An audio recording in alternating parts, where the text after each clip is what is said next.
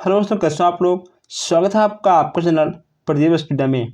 दोस्तों आज हम लोग यहाँ पर एक बार फिर से देखने वाले हैं यूपी टेट और सीटेट का बाल विकास एवं शिक्षा शास्त्र।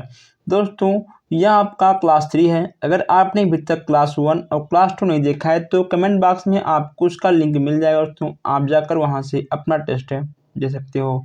दोस्तों जैसा कि आपको पता है कि आपके एग्जाम में 30 प्रश्न मिलने वाले हैं और आपके 30 प्रश्न 30 नंबर के होते हैं, यानी आपका एक प्रश्न एक ही नंबर का होगा। तो दोस्तों अगर आपने यहाँ पर 30 में से 25 क्वेश्चंस कर लेंगे तो इसका मतलब आपका तैयारी बहुत ही ठीक ठाक चल रहा है। तो दोस्तों यहाँ पर आज आपको बहुत ही अच्छे अच्छे क्वेश्चंस मिलने वाले हैं। दोस्तों हम यहाँ पर अधिक बात ना करते हुए आते हैं सीधा अपने क्लास की ओर। क्लास पर आने से पहले हम आपको बता दें कि अगर आपने अभी तक चैनल को सब्सक्राइब नहीं किया है तो सब्सक्राइब कर लीजिए, वीडियो को लाइक करिए, प्लस शेयर करिए। ओके दोस्तों, अब चलते हैं हम लोग अपने क्लास की ओर। पहला आपका है यहाँ पर संवेग व्यक्ति की उत्तेजित दशा है, यह कथन निम्नलिखित में से किसका है। आपको बताना है कि संवेग व्यक्ति की उत्तेजित दशा है, यह कथन किसका है। दोस्तों कथन से भी एक या दो क्वेश्चंस आपके एग्जाम में आ जाते हैं, इसीलिए आपको कथन भी याद करना पढ़ना बहुत ही आवश्यक है। यह आपका हो जाएगा वुडवर्थ महोदय का। अगर आपने अभी तक बाल विकास शिक्षा शास्त्र का नोट्स नहीं बनाया है दोस्तों, आपको कमेंट बॉक्स में लिंक मिल जाएगा या फिर आपको इस वीडियो के एंड में आपको वीडियो मिल जाएगी, या फिर आप जाकर प्ले लिस्ट में भी आप देख सकते हो। वहाँ पर आपको मनोविज्ञान के सारे नोट्स मिल जाएंगे। हाथों से लिखा हुआ नोट्स हमने आपको दिया है और हम वहाँ पर जितने आपके बुक हैं, जितने आपके कथन हैं, सिद्धांत हैं, सब चीज़ों को हमने आपसे उसमें अच्छे से बताया भी है और सुनाया भी है।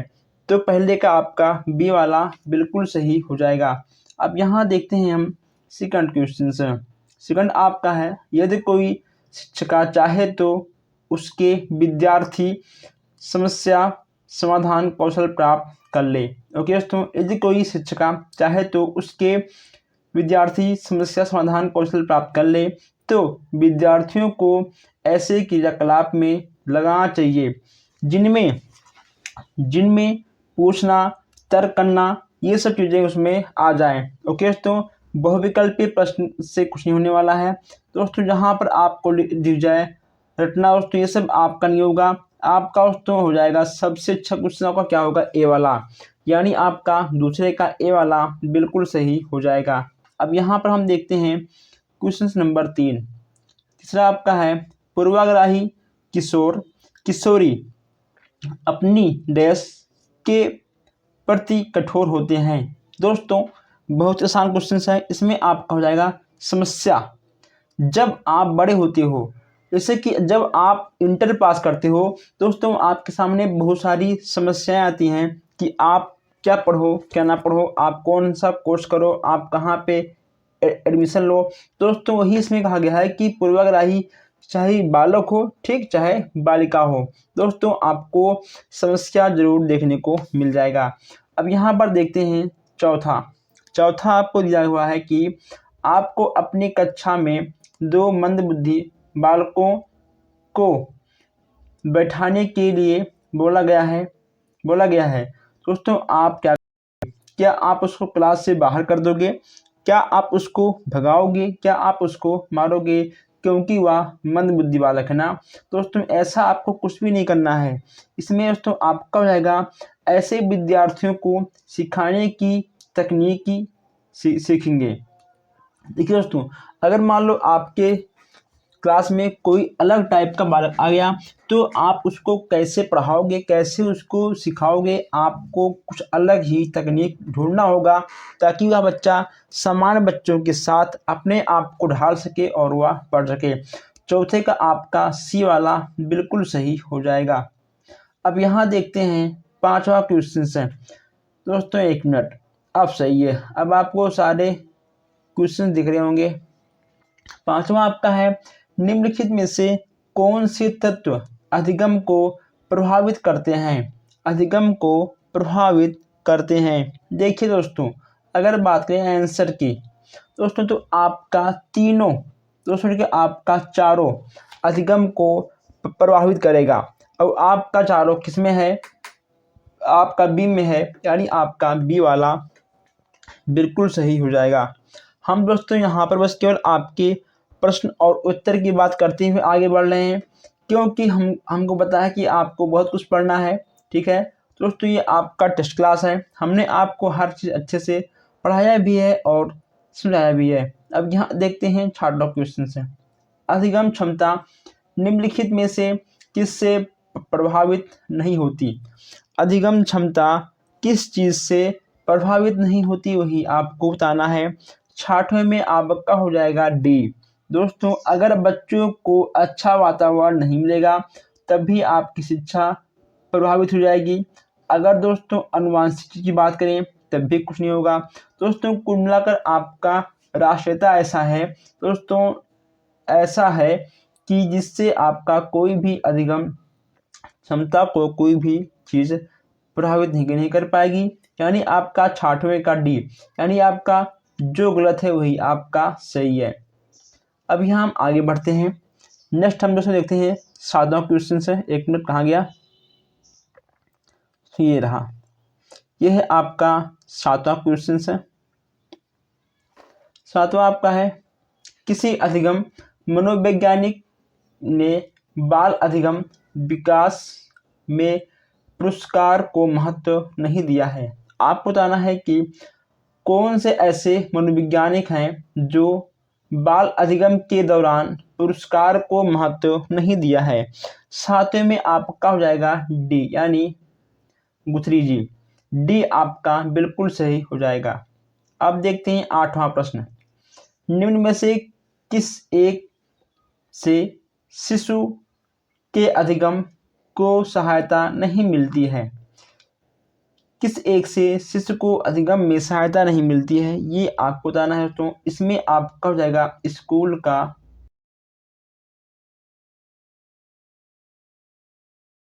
अगर भारी भरकम हो दोस्तों, तो क्या उससे उन्हें अधिगम में सहायता मिलेगा? दोस्तों ऐसा नहीं है। 8वें का आपका सी बिल्कुल सही हो जाएगा। यहाँ देखते हैं 9वां क्वेश्चन से। 9वां आपका है, स्व केंद्रित अवस्था होती है बालकों के किस अवस्था में बालक के स्व केंद्रित अवस्था हो जाती है? दोस्तों 3 से 6 वर्ष। ठीक है दोस्तों, 3 से 6 वर्ष आपका बिल्कुल सही हो जाएगा। ये चीज़ें आपको अपने बुक में नोट करना है। माँ बाप के साये से बाहर निकल अपने साथी बालकों की संगत को पसंद करना संबंधित है। दोस्तों किस उम्र में बच्चे अपने माँ बाप के साये से निकलकर अपने साथ ही अपने दोस्तों के साथ रहना, उनके साथ उठना बैठना, खाना पीना, खेलना कूदना उन्हें अधिक अच्छा लगता है? ये आपका हो जाएगा पूर्व किशोरावस्था से। ओके दोस्तों, 10वें का आपका बी वाला बिल्कुल सही हो जाएगा। अब यहाँ देखते हैं 11वां क्वेश्चन से। 11वां आपका है, सीखने का प्राथमिक मूलभूत नियम संबंधित है। सीखने का आपका प्राथमिक मूलभूत नियम किससे संबंधित है? इसमें आपका हो जाएगा दोस्तों तत्परता से। दोस्तों अभ्यास से, परिमाण से और प्रशंसा से बच्चे नहीं सीखेंगे, तत्परता से ही बच्चे का सीखने का मूलभूत नियम संबंधित है। अब यहाँ देखते हैं 12वां क्वेश्चन से। 12वां आपका है, मानसिक परिपक्वता की ऊंचाइयों को छूने के लिए प्रत्यंतर रहना चाहिए। ओके दोस्तों, रहना चाहिए आपका किस में होगा? दोस्तों ये आप लोग, यह आपको हो जाएगा किशोरावस्था में। आपका ए वाला बिल्कुल सही हो जाएगा। अब दोस्तों बहुत ही अच्छा क्वेश्चन है यहाँ पर, 1 मिनट चलिए इसको देखते हैं। अब अधिगम अनुभव और प्रशिक्षण के परिणाम स्वरूप व्यवहार में परिवर्तन है, यह कथन किसने दिया था दोस्तों? यह कथन किसने दिया था ये आपको बताना है। इसमें आप क्यों जाएंगे, गेट्सवा अन्ना महोदय जी। गेट्सवा अन्ना जी ने दिया था, यानी 13वें का आपका ए वाला बिल्कुल सही हो जाएगा। दोस्तों हमने ये सारे क्वेश्चंस को आपको बहुत ही अच्छे से पढ़ाया भी था, समझाया भी था। बालकों के सीखने में प्रेरणा को किस रूप में उपयोगी माना आता है? यानी दोस्तों आपका इसका आंसर यहाँ पे आपको दोस्तों मिल जाएगा। देखिए दोस्तों आपको इसका आंसर यहाँ मिल जाएगा। देखिए दोस्तों इसमें से आपका क्या होगा, अगर बात करें इसके आंसर की, इसमें दोस्तों आपका हो जाएगा उपयुक्त सभी। उपयुक्त सभी दोस्तों आपका हो जाएगा। हर बच्चों को, देखिए दोस्तों बच्चों को हर चीज़ देना चाहिए, दंड, पुरस्कार, आदर, संस्कार, दोस्तों कुल मिलाकर बच्चों को हर चीज़ देना चाहिए। आपका हो जाएगा उपयुक्त सभी। अब यहाँ देखते हैं बुद्धि लब्धि निकालने का सूत्र क्या है। बुद्धि लब्धि निकालने का सूत्र क्या दोस्तों, हमने आपको नोट्स लिखवाने के दौरान हमने आपको बताया भी था कि कैसे निकालते हैं। इसमें आपका हो जाएगा मानसिक आयु बटे वास्तविक आयु गुणे 100। सी वाला आपका बिल्कुल सही हो जाएगा। दोस्तों हम लोगों ने यहाँ पर 15 क्वेश्चंस कर लिए हैं, लेकिन अभी भी आप लोगों ने चैनल को सब्सक्राइब नहीं किया है और ना अभी तक आपने वीडियो को शेयर किया है, कर दीजिए, ठीक है। चलिए दोस्तों अब यहाँ देखते हैं 16वां क्वेश्चन है। जीन पियाजे के संज्ञानात्मक विकास के सिद्धांत के बारे में निम्नलिखित कथनों में से सही कथन कौन सा है? बताइए दोस्तों सही कथन आपका कौन सा है, ये आपको बताना है। अगर बात करें 16वें के क्वेश्चंस की, 16वें का आपका दोस्तों डी वाला बिल्कुल सही हो जाएगा। किसी चरण को छोड़ा नहीं जा सकता क्योंकि यह चरण स्थित है। डी वाला आपका बिल्कुल सही हो जाएगा। ओके दोस्तों चलिए ये देखिए आप लोग, इसका आपका डी वाला बिल्कुल सही हो जाएगा। अब यहाँ देखते हैं 17वां क्वेश्चन है। सीखने की वह अवधि जब सीखने की प्रक्रिया में कोई उन्नति नहीं होती, दोस्तों वह क्या कहलाएगा? यह आपको हो जाएगा सीखने का पठार। जब बच्चा सीखना बंद कर दे, यानी जब बच्चा सीखना उसका समाप्त हो जाए दोस्तों, जब बच्चा ना सीख पाए, वह आपका सीखने के पठार के अंतर्गत आ जाएगा। अब यहाँ देखते हैं 18वां क्वेश्चन है। शेषवा अवस्था में बच्चों के क्रियाकलाप होते हैं। शेषवा अवस्था में बच्चों के कौन से क्रियाकलाप होते हैं? 18वीं की बात करें, देखिए दोस्तों शेषवा अवस्था आपका 0 से 6 वर्ष तक होता है। कितना होता है आपका? 0 से 6 वर्ष तक होता है दोस्तों। इसमें आपका हो जाएगा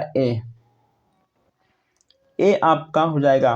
दोस्तों इस अवस्था में बच्चों का गुस्सा भी आता है, ठीक है, गुस्से भी हो जाते हैं इस उम्र में बच्चे। अब यहाँ देखते हैं 19वां क्वेश्चन है। 19वां आपका है, जिन विद्यार्थियों के समेकित शिक्षा दी जाती है उसके शिक्षकों को किस क्षेत्र विशेष में प्रशिक्षित करना चाहिए? 19वां में आपका ए वाला बिल्कुल सही हो जाएगा। विशेष आवश्यकता वाले बच्चों की पहचान और शिक्षण, ठीक है दोस्तों। क्वेश्चंस आपके पेडागोजी के थे। कोहलर निम्न में से किससे संबंधित हैं? कोहलर महोदय आपके किससे संबंधित हैं?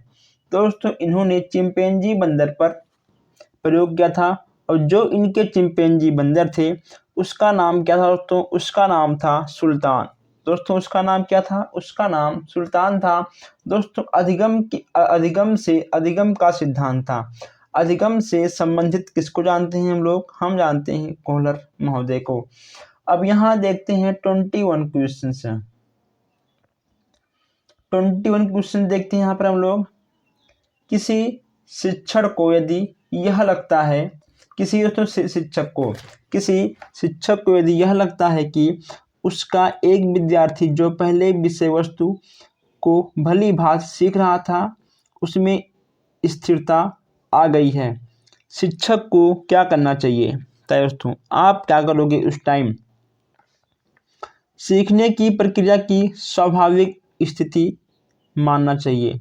ओके दोस्तों देखिए यह कोई आवश्यक नहीं है कि हर बालक लगातार दोस्तों हर उम्र में सीखता ही रहे। दोस्तों कभी कभी उसका सीखना कुछ टाइम के लिए रुक जाता है और कोई बालक रुके हुए टाइम से आगे निकल जाता है, यही पहचान है। देखिए दोस्तों नेक्स्ट आपका है, अपनी कक्षा के एक विद्यार्थी की प्रवृत्ति को यदि शिक्षक बदलना चाहता है तो उसे दोस्तों उसके समूह के सभी सदस्यों की प्रवृत्ति बदलनी चाहिए। आपका सी वाला बिल्कुल सही हो जाएगा। अब यहाँ हम देखते हैं, बहुत ही अच्छा क्वेश्चन है। विकास का सही संबंध। विकास का वही संबंध परिपक्वता से है जो उद्दीपन का प्रतिक्रिया से है दोस्तों। किससे है? जो उद्दीपन का प्रतिक्रिया से है। 24 की बात करें, किसी दूसरी वस्तु की अपेक्षा एक वस्तु पर चेतना का केंद्रीकरण अवधान है। यह कथन किसका है? दोस्तों यह आपका हो जाएगा ए, यानी ड्रम्बिल का। ए आपका बिल्कुल सही हो जाएगा। अब यहाँ देखते हैं हम लोग 25 क्वेश्चन हैं। अंतर्मुखी व्यक्तित्व एवं बहुमुखी व्यक्तित्व का वर्गीकरण किसने किया है? दोस्तों किसने किया है? यह आपका हो जाएगा युंगे महोदय का। दोस्तों इसको 3 भागों में बांटा गया है। व्यक्तित्व को 3 भागों में बांटा गया है। दोस्तों कौन कौन सा है? पहला आपका है अंतर्मुखी, बहिर्मुखी और उभरमुखी। 3 आपके बांटे गए हैं। अब यहाँ देखते हैं 26 क्वेश्चन। शिक्षण प्रक्रिया में निम्नलिखित में किसका भली प्रकार ध्यान रखना चाहिए?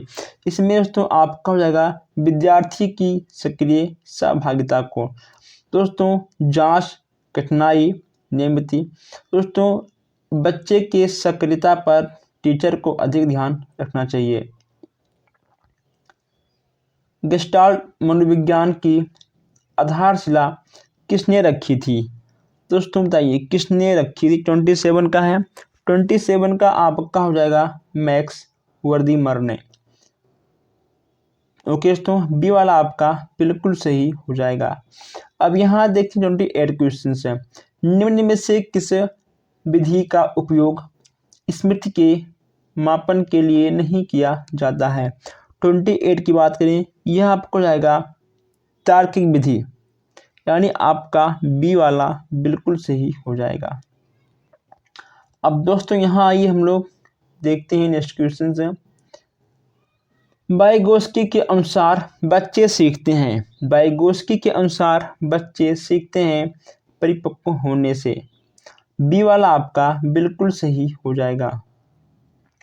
अब यहाँ देखते हैं संख्यांकी में वह रेखा चित्र जिसमें आवृत्तियों को स्तंभों द्वारा प्रदर्शित किया जाता है वह कहलाता है। दोस्तों वह आपका हो जाएगा स्तंभाकृत।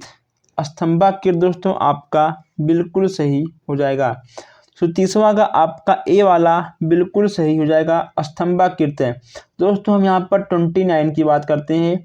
दोस्तों इसमें आपका बी नहीं होगा दोस्तों, ना इसमें आपका ए होगा ना सी होगा। इसमें आपका दोस्तों डी वाला बिल्कुल सही ठीक हो जाएगा। दोस्तों आज हम लोगों ने 30 क्वेश्चन देखा है बाल विकास शिक्षा शास्त्र में। आप कमेंट कीजिए कि आपके कितने क्वेश्चन सही गए हैं। अगर आपके 30 में से 25 क्वेश्चन सही गए हैं, इसका मतलब कि आपकी तैयारी बहुत ही अच्छे से चल रही है। दोस्तों आप लोग वीडियो को लाइक करिए, शेयर करिए, और अगर आपको किसी भी क्वेश्चन में, किसी भी प्रश्न में कोई डाउट हो, आप हमसे कमेंट बॉक्स में पूछ सकते हो। धन्यवाद।